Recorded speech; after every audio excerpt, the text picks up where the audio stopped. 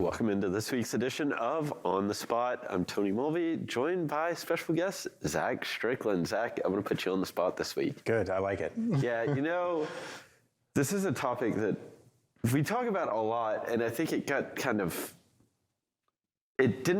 impacts, we didn't see them last year, but this year they're pretty relevant.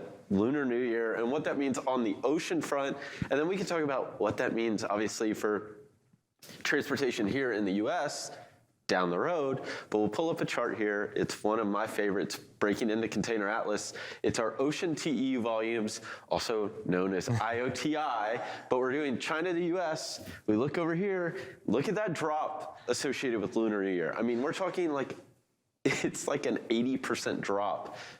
But you look back last year, 2021, but look here, you saw it in 2022, but the levels were so high that it felt like it didn't actually impact it at all on the ocean. Yeah, and traditionally, Lunar New Year, you barely even kind of thought about it in domestic transportation when you're talking about those volumes, because if you look at what happened there, you see this big run-up right before Lunar New Year, and it's because everybody gets ready for it. They know it's going to occur every single year, right around the end of January, early February, so most of our container freight comes from China, and they get prepped for it. Well, this year, you can see the IOTI here on a downward slant and a pretty sharp decline. After they fell off a cliff there in May, they really have been trending down. And of course, that's due largely to the fact that a lot of the retail inventories exceeding expectations in terms of relative to demand. Yeah, and this obviously is just China, but if you pulled up the entire IOTI, the impact's not near as great, but you do see the increase here from China to the US. But really, overall, you don't see that uptick in late December into January. It didn't exist. I mean, it didn't happen overall, but from China to the US, it did. So when you factor all that in, the impacts look a lot bigger here, Lunar New Year-wise, than they did to the overall market. But the overall market is really in this downward movement overall. Yeah. And I think my big takeaway here for domestic transportation providers is the fact that shippers are still correcting their inventories. And we talked about it, me and Anthony have talked about it on Freightonomics. Consumer demand is still relatively good, but there's a lot of weakness in the forward-looking aspect of the consumer conditions. And maybe something we'll talk about today on Freightonomics, as we have a guest filling in. But yeah, the takeaway here is that don't expect some sort of huge rebound, in terms of overall volume. Yeah, and this important to remember, this is stuff that's actually left the ports overseas, right? This isn't it's what's going to be coming, but we'll bring up a next chart. It's our bookings data. This is when those bookings are submitted to the ocean carrier.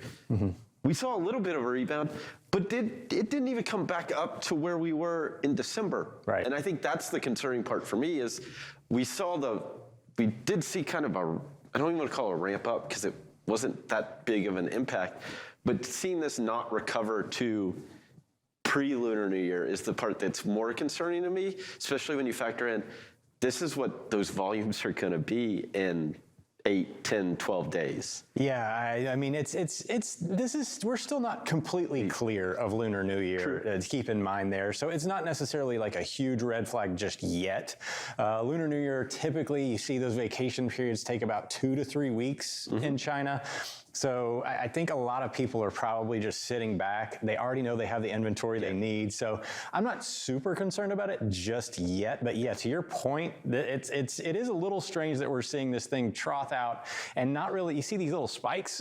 We're really not, we're kind of clear of that initial spike and it hasn't really come back up. So here in the next week or so, I'm really keeping an eye on this one because if this doesn't jump back up, to, somewhat close to where it was pre-Lunar New Year, that is a pretty deep warning sign for the rest of the economy. Yeah, I look back at Lunar New Year last year, right? We see the big drop in bookings, but then they come up and they trend higher. Well, they came up and they've just kind of flatlined, right? Yeah. And that's again, it's like you said, it's not a concern yet, but it's something to pay attention to. And why is that so important? We'll bring up Yeah, I mean, if you look at the spike there in October, that's Golden Week. Yeah, right there. You see these big spikes. This one right here in 2022, it recovers pretty quickly, and we're not seeing that just yet. Yeah, and why it recovers very quickly is we'll bring up this next chart. We see a spike here in lead times, right? We're talking almost 14 days, that 2-week stretch from, hey, this is when we're going to move freight 2 weeks from now, right. Put it onto those vessels that are leaving.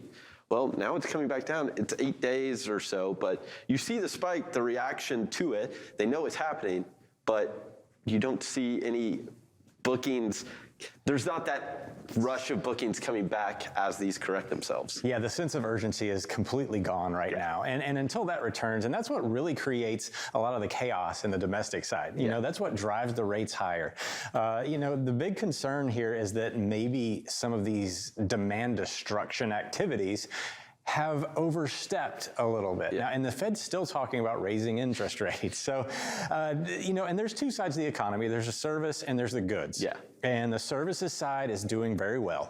Yep. But anybody involved in transportation is feeling this more pronounced because not only are consumers having less money to spend on goods, they're spending it elsewhere on their services and paying more for flights and things like that. So this is a really concerning trend that I think a lot of the freight providers and transportation providers have been somewhat optimistic about the back half of the year. And I don't feel great until this thing finally hits its floor. Yeah, and I don't think we're there yet, especially when I look at IOTI, again, not just from China, but overall. And from all ports around the world into the US, that thing is still on the decline. And China has an impact on that, but so do other places. And if we're not bringing things in from outside of China and we see that big decline, and everything else is on the decline, where are we getting the freight that's moving? No, and as we're trying to ramp up manufacturing here, I think that's the concern for me is, like you mentioned, consumers still has some headwinds, at least on the good side, right? They are spending on services, but the good spending that we saw the past 2 years is just non-existent. Yeah. And we're not going to go back to those levels. And of course, nearshoring and friendshoring, people are going to cite that as part of this, but you don't replace China overnight. It's simply not enough. And we are seeing some upticks in Mexico and Canada, but it's not near enough. Actually, the biggest strength has been from other Asian countries who also celebrate Lunar New Year. Yeah, exactly. It's not just a Chinese thing. It is a region-wide regional thing. Yeah, so it's something obviously to pay attention to as we move in, because ultimately this stuff, when it hits the ports here, it ends up on a truck at some point. That's why it's like we got to pay attention in the back half. Really, at this point, this stuff moving in the back half of the year isn't going to be there to move. Yeah, and right now it's just sitting in a warehouse. Yep. Thank you so much for joining me this week on this week's On the Spot, Zach. We'll be sure to check in with you with Freightonomics. Right now, we'll take a quick break, but we'll be back with more Freight Waves Now.